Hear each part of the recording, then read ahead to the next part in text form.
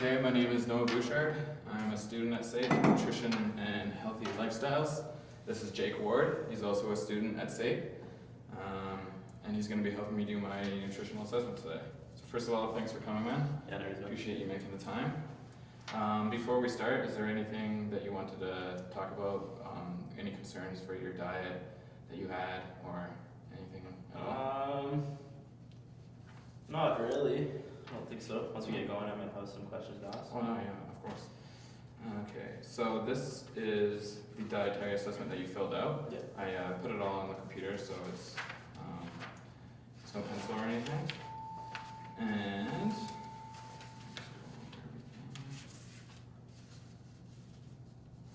all right. And I will give you this. Just the first page is what you're looking at right now. We're going to go over a quick summary of the dietary assessment that you filled out. So, so there's no questions before we go over this. The keynotes that I was finding in the dietary assessment, you take supplements. Looks like you take multivitamin, omega-3, and branched-chain amino acid supplements. I noticed that you weren't taking them in the 5-day log, so do you normally take them on a regular basis, and it wasn't just these 5 days? Yeah, I do. I was just kind of got off my schedule a little bit, so I was just getting back into it, and I kind of forgot about the supplements for the week there. Okay, yeah, sounds good. I saw that you use tobacco vape, but a very low amount. You have a very low alcohol consumption, and you do your own cooking and you do your own groceries. So that definitely shows that you have an interest in cooking, nutrition in general. And it looks like you do a lot of meal prep. You had a lot of common meals. Yeah, that's right. You have a healthy family background, so there's no concerns there. Your physical activity level is very vigorous. Like you live in that very athletic lifestyle. Mm-hmm. And have you ever noticed any like muscle stiffness or anything from that? A lot. A lot? Yeah, actually. Okay. Well, not too severe, but like I'm usually pretty sore like every single day. Yeah. Not sore, but stiff. Like I can. And it's a good pain sometimes. Yeah, Totally. I have a couple of recommendations to lower that, but we can get into that later. Cool. You study a lot, 50 hours per week, and your stress levels are pretty high, 7 out of 10. Yeah. It comes mostly from school, but it doesn't seem to be affecting your sleeping because you're getting 7 hours per night. Yeah. It's just like everyone should try to get 8, but Yeah, exactly. Like every now and then I have like a bad sleep where I'll only get like 5 or 6 hours, but for the most part, yeah, it's 7 hours. like during when you get like a lower amount of sleep, do you see your stress levels raised at all? A little bit, yeah. A tiny bit? A little bit, yeah. Okay. Do you think it affects you in any other way? Social life? Yeah, it's just harder to concentrate kind of when I'm off like 5 or 6 hours sleep, yeah. Okay, alright. So yeah, I'll touch back on that in a bit because I do talk about it later. You obviously try to stay very hydrated. You drink 5 to 6 liters per day. Is that like pretty consistent? That's consistent. Very consistent.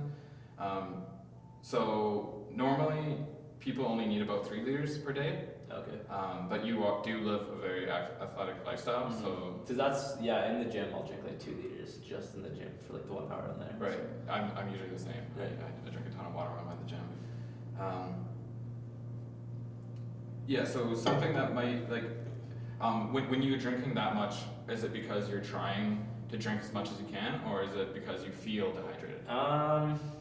No, well at first it was because I'm trying to drink as much as I can, and now it's kind of just a habit, like I'm just used to it, yeah. Okay.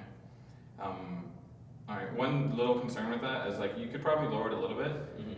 It's probably not affecting you whatsoever, but if you do continue drinking a ton of water, it can like water down the sodium in your bloodstream. Okay. But I believe your sodium levels were pretty adequate. Just look over this. I might not have it on yours. Yeah. Okay. Yeah. So it shouldn't be too much of a concern. You also have a very low fast food consumption and just take out food in general. Yeah. You had one meal there where you had some pizza, but it's like that's one meal. You gotta balance and everything. Lots of vegetables and fruit. Pretty much half the week you're having beans and lentils. You have rice daily, and yeah, it just shows that you have a really high awareness of nutrition, so that's good. And your goals here, you want to get below 10% body fat. Yep. And you also you want some nutrition tips to maintain muscle while burning fat, right? Yeah. Okay. I got some recommendations there for you as well. I'll give to you near the end. So yeah, the common recipes that you have, and in the 5-day food log that you had, that's pretty consistent. You think it's usually always chicken and the rice. Yeah, some combination of like chicken, rice, Yeah. chicken, carb, vegetable. There's always some combination of that. Okay. And this is just your daily intake. So yeah,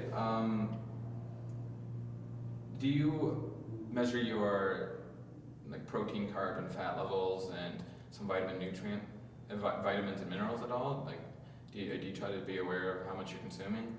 I mainly just like focus on my macronutrients. Macronutrients? Yeah, so just like proteins, fats, and carbs mostly. Yeah. Any of And those? then I don't like keep track exactly of my vitamins and minerals, but I do make sure that You make sure you get it in. Yeah. Okay. Yeah. Do you try to focus on one of the three out of the more than anything, like fat, carbs, and protein? Probably fats and fats and proteins. Fats Mostly. and proteins. Yeah. Okay. Yeah, because I was looking at it's called AMDMAR. It's basically how much, like the percentage of the entire calories that you eat. Mm-hmm. How much percentage should be coming from each of those three? Yep.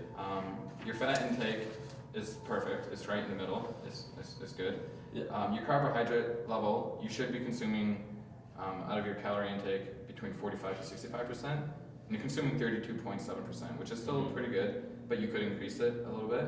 Even if I'm trying to burn fat? Even if you're trying to burn Yeah. fat. Yeah, I go over that in a little bit as well. Your protein levels is good, but it's slightly high. So to give you an image, it should be 10 to 35% of your overall calorie intake. Yours is 36.8, Okay. so it's nothing to really worry about like too much, because like in the sense of your percentage of your calorie intake, it's pretty good. Mm-hmm. Do you have any concerns with taking the multivitamin at all, or any questions? Not really, no. Not really. Actually, yeah, I guess.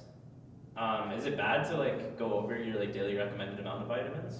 It depends. There's some vitamins and some minerals that have something called an upper limit, where if you exceed it, it doesn't, like if you exceed it like a little bit, it's usually fine. But if you do it on a regular basis, it can, depending on the vitamin or the mineral. I do have a printed out list of all your vitamins and minerals and how adequate they are and all that. Okay. So yeah, one concern of mine is, I'll go over it right now when I get to it right here, because I'm going to go over your macronutrients and your micronutrients, proteins, fats, carbs, and vitamins and minerals. Okay. For your calorie intake, do you feel like you're getting enough energy in the day? For the most part, yeah, I think so. For the most part? Yeah. Okay, because I'm sure you're trying to get into a deficit of calories, like less calories than you need to lose the weight. Yeah. Right now, in that 5-day log, you have a deficit of 788 calories, and that's a little bit too much. Yeah. The maximum amount that you should be trying, the minimum of like the deficit is like 500 calories less than how much you need. Yeah. That'll help you lose about 2 pounds a week in a healthy way and help you maintain it off. Mm-hmm. So in my recommendations, I do talk about increasing your calorie intake a little bit. And you have a good amount of fat, your saturated fat. You didn't have like much saturated fat at all. You had one big consumption of it, and that was from the pizza. Yeah, but yeah. it was like a one-time thing, it's like, it's not a big deal. Your trans fat was really good, very minimalized amounts. And your monounsaturated fats and your polyunsaturated fats, so basically the good fats like that you get from your omega-3 supplement and like stuff like fish, very good ranges. They were excellent. So you obviously are aware of that. Yeah. With your cholesterol, it is slightly higher than how much is recommended for you, and mostly it's coming from the eggs in your meals. Okay. you're including 3 whole eggs, and it's coming from the yolk of the 3 whole eggs. Yeah. The four egg whites, that's not a concern. So I would recommend maybe lowering it to 2 whole eggs or 1 whole egg, and yeah, essentially like lowering the yolk intake. Okay. Your carbohydrate levels. So before I was saying your carbohydrate levels were slightly low compared to the percentage of your total calorie intake. But looking at it, I analyzed you as an athlete and how many carbs you needed. You're meeting 55% of your required carbs. So I feel like that might be one of the causes of your high stress. Okay. You know, if you're feeling fatigued or if you're feeling weak or nauseous or anything like that, could be something related to that. Your sugar intake is very good. Out of all the carbs, it's only 10.9%, and that is better than the majority of everyone everywhere. So that's not a concern. How's your? Excuse me if you aren't comfortable. If you don't want to answer, you don't have to. But like, how's your digestion? Like, do you get bloated? It's honestly like, yeah, I get bloated pretty easy. It's kind of different all the time. Kind of different all the time. Yeah, it depends on what I eat, but I don't really like keep track of what I eat and like when